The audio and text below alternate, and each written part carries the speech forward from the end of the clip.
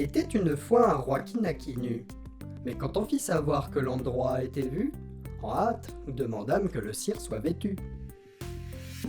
Sûr de grands idéaux, avant qu'il ne fasse loi, culottait le marmot, comme le grand Saint-Éloi. Il n'y avait pas que les mots à remettre à l'endroit. Comme un bon citoyen a besoin d'un ami, qui n'est pas un bourrin, mais un précieux avis. Car on n'arrive à rien sans une bonne compagnie.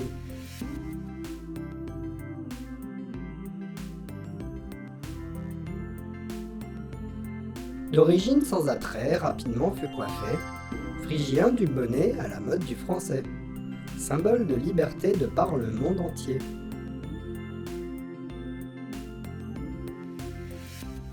Mais encore il fallait avant tout rassembler, constituants zélés et bien mobilisés, d'où l'idée partagée d'endosser un gilet.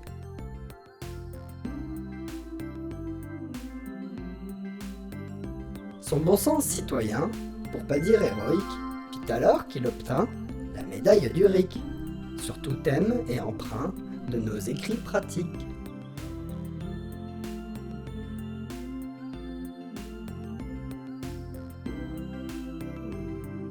Aussi vite on revêt d'une écharpe d'élégant qui serait amené aux fonctions de régent.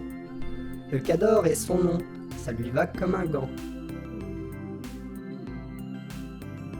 Tiré au sort pour voir, un peu comme les jurés, que l'on soit un milliard ou un petit comité, car enfin il y en a marre d'être encore ballotté.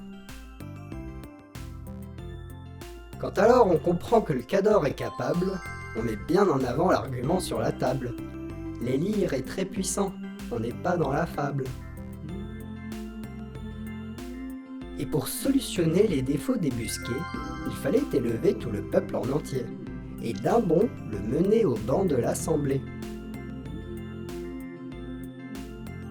S'il fallait déléguer, mieux valait des gentils, pour récapituler un grand nombre d'avis. Tous ne sont pas tombés dedans étant petits. Pour que même ceux du fond participent à l'effort, chacun joue du bâton pour une équité d'or, car on donne raison à qui gère le plus fort. S'en fallut d'un vote, pour couronner le tout, être un compatriote ne veut pas dire un fou. Quitte à élire un bot, autant qu'il soit à nous. Pour pouvoir impacter l'idée d'un compromis, on appose un signet pour marquer de l'avis. Un pacte est validé quand il est consenti.